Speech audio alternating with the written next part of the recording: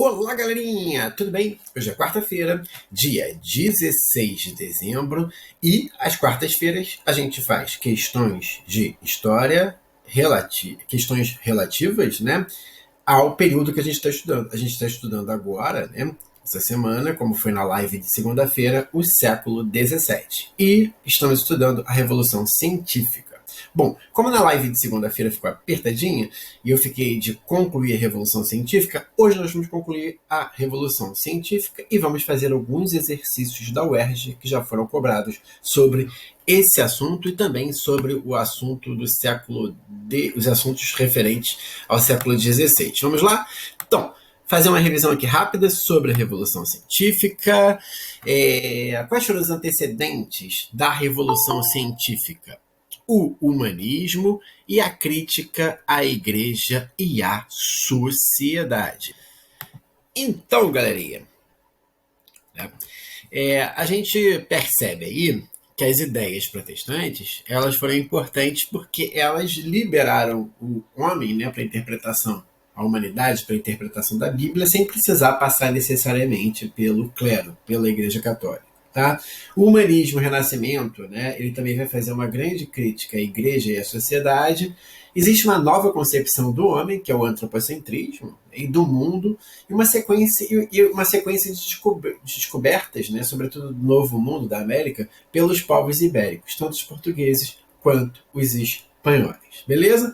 O desenvolvimento da técnica, como eu falei para vocês na última live, as propostas de uma sociedade utópica, lembrando para vocês, né, que tem um grande livro ali que dá nome a esse conceito, né? Isso virou um conceito chamado utopia. Já discuti isso com vocês, sobretudo quando a gente está fazendo aqui as discussões no canal sobre o livro da redação da UERJ, 1984, né, que vai descrever uma sociedade, né, 1984, George Orwell, ao contrário da utopia, uma sociedade distópica. Mas o livro, né, Utopia, que dá nome a esse conceito, a essa ontologia, é um livro de Thomas More, que também é do século XVI. Tá? As teorias de Kepler e a revolução coperniciana, né, do heliocentrismo. Então, o geocentrismo é deixado de lado, o heliocentrismo, né, passa a ser, tá, o grande marco aí divisor. A Terra perde essa importância, né?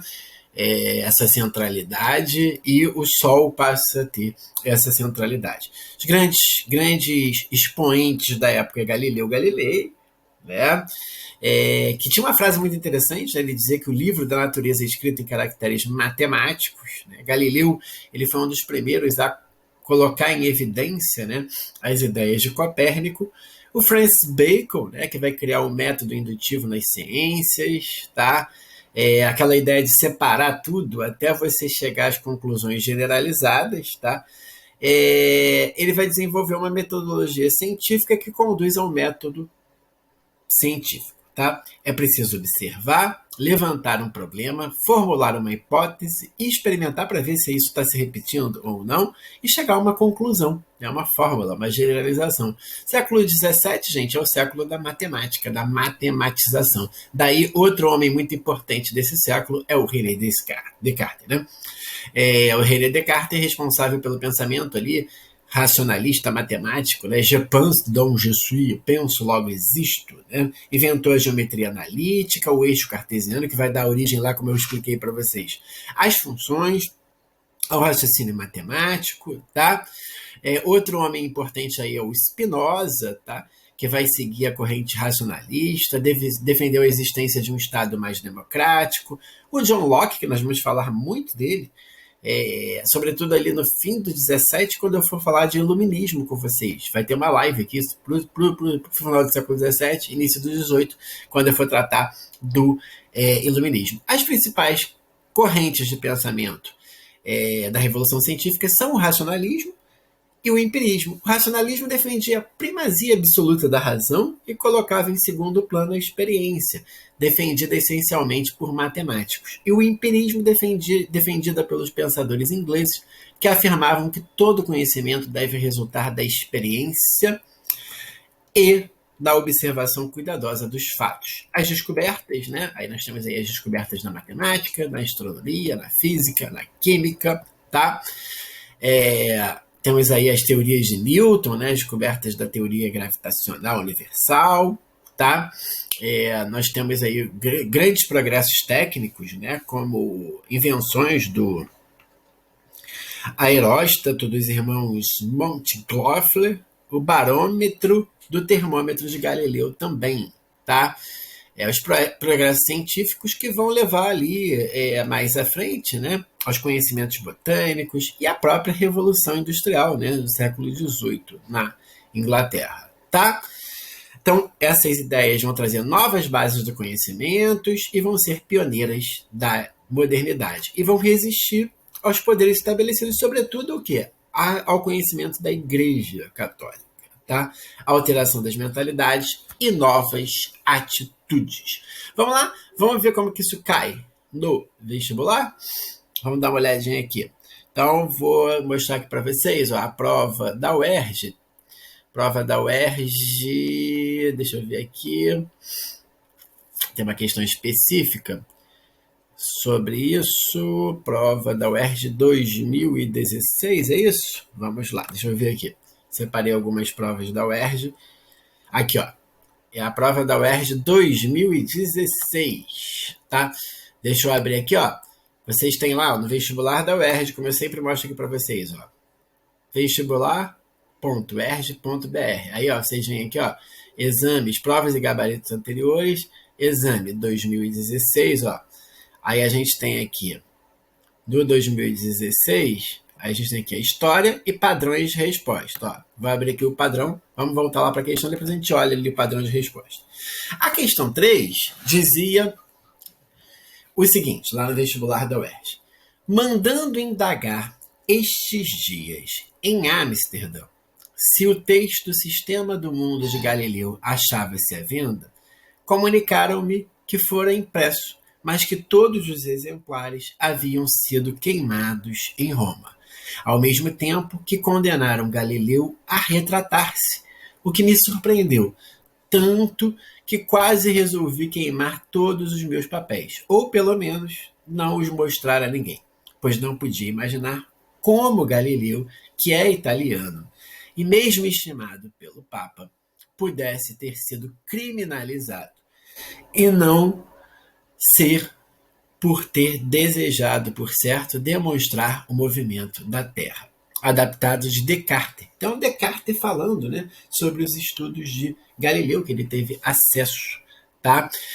Lembrando a vocês que é muito interessante, né, que boa parte desses pensadores aí da Revolução Científica, eles foram para a Holanda, né? Porque a Holanda era um país protestante. Falei da Holanda, né? Que a Holanda é a grande potência do século XVII, né? Depois do declínio dos impérios ibéricos, tanto Portugal quanto Espanha. Tá?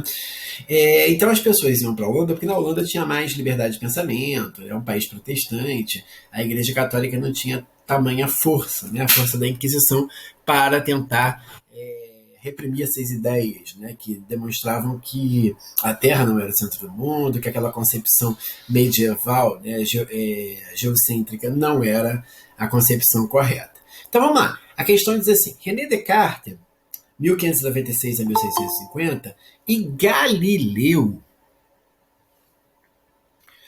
Então, a questão diz: René Descartes e Galileu são alguns dos principais integrantes da chamada Revolução Científica do século XVII, processo que alterou visões de mundo e hábitos de pensamento da época. Aponte uma proposta da Revolução Científica do século XVII. Então vamos lá. Primeira questão aqui, ó o comando da questão, apontar, tá? Uma proposta. O que você pode apontar aí como proposta? Deixar de lado o geocentrismo e assumir o heliocentrismo, né? A proposta é que a Terra não é o centro do mundo, do universo, né? É do sistema, né? É o Sol, daí o nome Sistema Solar, tá? Você poderia também falar do antropocentrismo, você poderia falar também enfim, né? De propostas de interpretação da Bíblia por conta dos reformistas, tá? Vamos ver aqui, ó, qual é o padrão de resposta deles, ó. Essa é a questão 3, padrão de resposta aqui da UERJ. Vamos ver aqui. Ó. que a gente está falando aqui, ó. Crítica ao geocentrismo, como eu acabei de falar, defesa do heliocentrismo, estabelecimento dos fundamentos da mecânica newtoniana, né, como eu falei para vocês segunda-feira, uniformização da linguagem matemática, matematização do mundo, também falei isso para vocês na segunda-feira, e sua aplicação nos raciocínios e métodos científicos, valorização da racionalidade humana e o pensamento científico para a exposição dos fenômenos naturais. Defesa e aplicação do experimentalismo. Olha a ideia de experimentalismo, né? Ou, como nós acabamos de ver, né, do empirismo, tá? Baseado na observação dos fenômenos na natureza. O método científico, tá? Então vamos lá. Aí a questão continua assim. E um motivo para o posicionamento contrário da Igreja Católica às proposições dessa revolução. Por que a Igreja Católica criou a Inquisição? Por que a Igreja Católica pressionou esses pensadores, esses cientistas, né? Por que ela vai se posicionar de forma contrária? Porque isso vai contra, né, os padrões da Idade Média, né, e o próprio domínio do pensamento que a Igreja sempre teve durante a Idade Média. Os dogmas, né? Essas posições vão contra os dogmas. Então a igreja vai se posicionar fortemente para tentar evitar que essas ideias modifiquem o mundo e acabem por precipitar a sua falta de domínio, né? A igreja vai perder força a partir desse momento. Então, ó, um dos motivos, a oposição ao questionamento dos argumentos da autoridade da tradição da igreja, tá vendo? Condenação das revisões sobre o geocentrismo e as críticas ao pensamento escolástico, oposição aos racionalismos que defendiam a perspectiva heliocêntrica na compreensão do universo, a igreja continua a afirmar que a Terra é o centro do universo, e a afirmação dos dogmas defendidos pela igreja, acabei de falar de dogma, né, católica, no contexto de expansão das religiões protestantes. Belezinha? Vamos lá. Próxima questão que eu trago aqui para vocês é uma questão da UERJ 2015, prova específica. Uma questão muito interessante que vai falar sobre a colonização ali da Amazônia, sobretudo que começa, né, a ocorrer, como a gente viu na live da última segunda-feira, a partir da União Ibérica. Né? Então, a partir da União Ibérica, né, da União de Portugal e Espanha, o Tratado de Tordesilhas perde meio que sentido, né, e o Brasil expande seu território, né, essa interiorização do território brasileiro. Essa região da Amazônia, a princípio, né, pertencia à Espanha, mas a coroa portuguesa vai começar a adentrar, a interiorizar esse território, tá? Com todas as dificuldades, é claro que isso vai impor. Gente, isso é uma questão muito interessante pelo seguinte, essa ocupação da Amazônia sempre foi muito difícil, né? A gente lembra aqui que, por exemplo, na construção da rodovia e também da ferrovia, né, Madeira-Mamoré, isso durante a ditadura militar, né, durante também o século XIX, final do XIX, né, vários projetos de tentar interiorizar a Amazônia, né, colonizar essas regiões, foram mal sucedidos no século XX. Imagina, né, lá nos séculos XVI e XVII. Então, a questão 2 traz o seguinte: fotografia das ruínas do Real Forte Príncipe da Beira e tela da conquista do Amazonas, 1907, de Antônio Parreiras. É uma tela pintada em 1907 da conquista da Amazônia, um processo que está lá nos séculos 17 e 18. Né?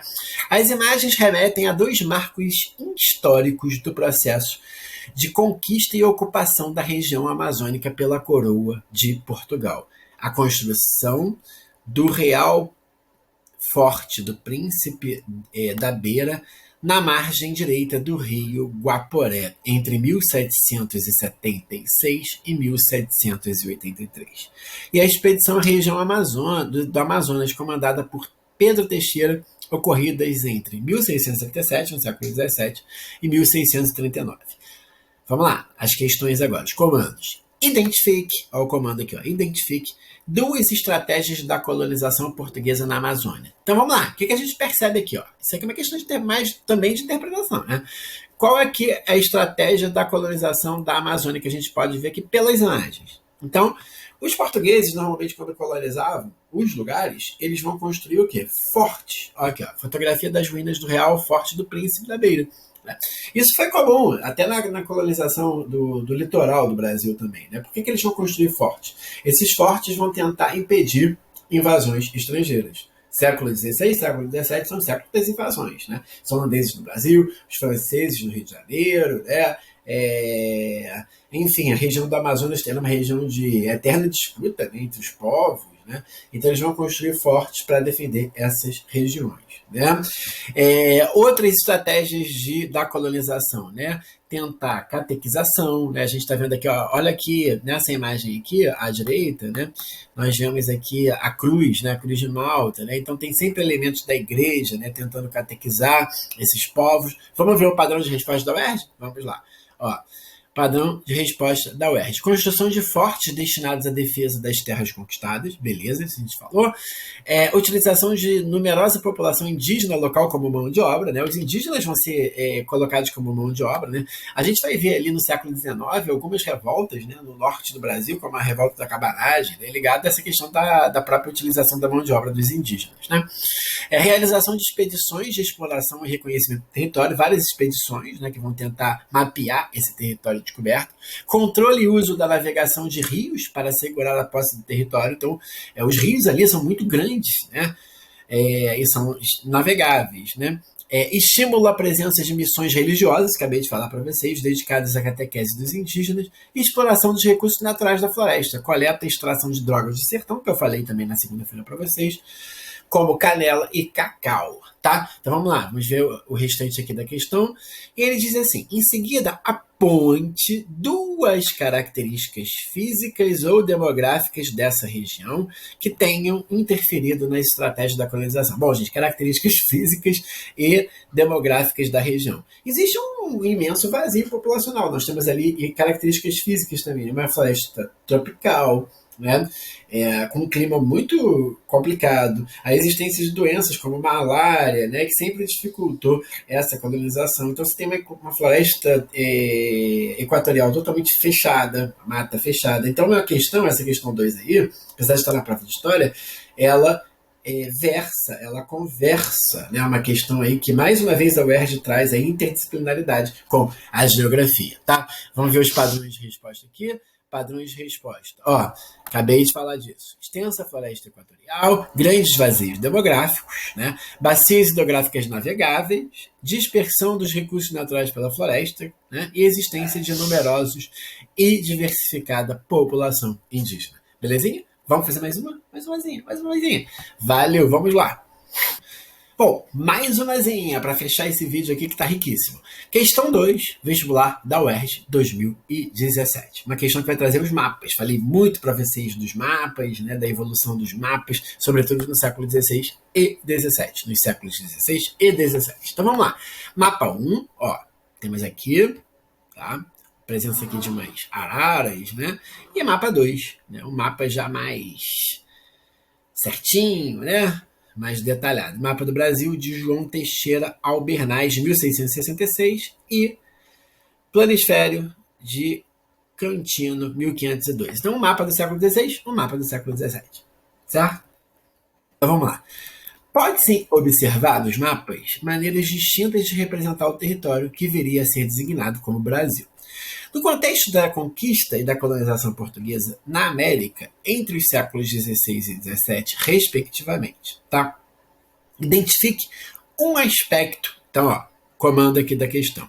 Identifique um aspecto, tá, de cada um dos mapas que o diferencie quanto à representação do território. Então, vamos lá. Essa representação do território. Como que ela está sendo feita, né? Então vamos lá. Ó, a gente pode perceber aqui que nesse mapa do século XVI, 1502, a gente está representando o território com a natureza. Ó. Você tem as araras, né? Os bichos aqui típicos da região, né? Essa é a valorização que ele dá mais aqui, tá? A gente vê aqui, ó, a representação do tipo de floresta que a gente tinha, né, das riquezas que a gente tinha, né, e esse enfoque aqui é um enfoque já mais matemático, né, mais geográfico, mas também, ó, enfatizando a coroa portuguesa, o símbolo da coroa portuguesa, ó, dos Braganças, né, já no século XVII, após, né, o fim da União Ibérica. Aqui a gente já tem o uso, né, de instrumentos geográficos, né, Aqui a gente já tem o detalhamento das cidades, então tem uma diferença. Esse mapa aqui é muito mais Revolução Científica, e esse mapa aqui é muito mais ainda, né, o início do século XVI, do que esse outro aqui. Tá? Vamos ver o padrão de respostas? Vamos lá, padrão de resposta aqui, da UERJ, questão 2. Vamos ver aqui. Opa, calma aí. Onde que o professor botou aqui? Só um minutinho, gente. Eu vou ter que pegar aqui de novo. Vamos lá. História 2017. Padrão de resposta. Tá abrindo aqui. Vamos lá. A gente faz ao vivo. Então, ó, diz assim, ó. Tá aqui. Deixa eu aumentar aqui para vocês poderem ver. O mapa 1 destaca elementos da paisagem natural da costa brasileira, acabei de falar para vocês, como aves e árvores. O mapa 2 apresenta o brasão da coroa de Portugal no território e indica nomes de localidades e acidentes geográficos, tá? Então vamos lá, vamos ver aqui a outra parte aqui da questão, tá? Então a primeira a gente já fez, que é identificar. Em seguida, apresente duas ações políticas ou econômicas da colonização portuguesa no Brasil, uma para o século XVI e uma para o século XVII. Vamos lá? Uma do século XVI, extração do pau-brasil, né, ações políticas, né, escambo com os indígenas, né, essa colonização lá no XVI, ela é muito mais litorânea, ela vai explorar muito mais o que a gente chama de Mata Atlântica ou região da mata, né. Já no século XVII, você vai ter o quê? Como foco, né, da economia, o açúcar, sobretudo as regiões do Nordeste brasileiro, tudo isso que nós estudamos. Vamos ver lá o padrão resposta? Então diz assim, ó, uma ação do século XVI, início da conquista, criação do governo geral, criação das capitanias hereditárias, tudo que a gente já viu aqui. Início do plantio da cana-de-açúcar, exploração da mão de obra indígena, extração do pau-brasil e de outros recursos naturais, envio de expedições de reconhecimento e defesa, instalação das primeiras câmaras nas vilas e cidades fundadas.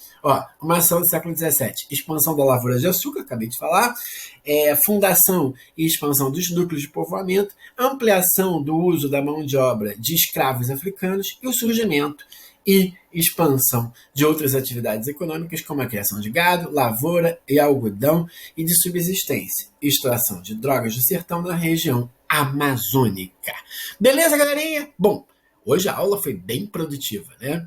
E ficou um pouquinho maior o vídeo do que, né, eu esperava, mas ficou muito bom. A gente fez três questões complexas sobre o século XVI e XVII e sobre colonização do Brasil e a Revolução Científica. Beleza? Gente, vamos lá, vamos divulgar o canal, vamos divulgar esse vídeo, né, para que todos possam ter acesso a esse conhecimento. Eu faço esse canal aqui, gravo os vídeos com o maior carinho para vocês e desejo realmente que as pessoas possam ter acesso a esses conteúdos. É um ano muito complicado, a gente está no ano de uma pandemia, a educação à distância virou o grande foco, né, a grande possibilidade de educação em meio à pandemia, e a gente precisa dar essa resposta para vocês, né? O professor André está aqui, qualquer dúvida que vocês tiverem, vocês podem botar comentários aqui nos vídeos, né? Eu estou sempre respondendo, e a gente está sempre tendo as nossas lives. Toda segunda live, né, sobre um século.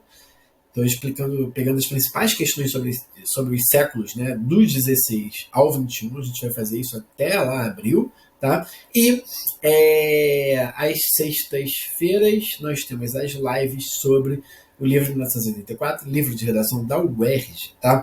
Grande abraço, professor André, tenha um excelente dia, uma excelente semana, e amanhã, quinta-feira, a gente está aqui com um vídeo sobre resoluções de questões sobre Luiz Camões, os sonetos, para a prova específica para quem vai fazer carreiras como direito, jornalismo, letras. Belezinha? Grande abraço, gente.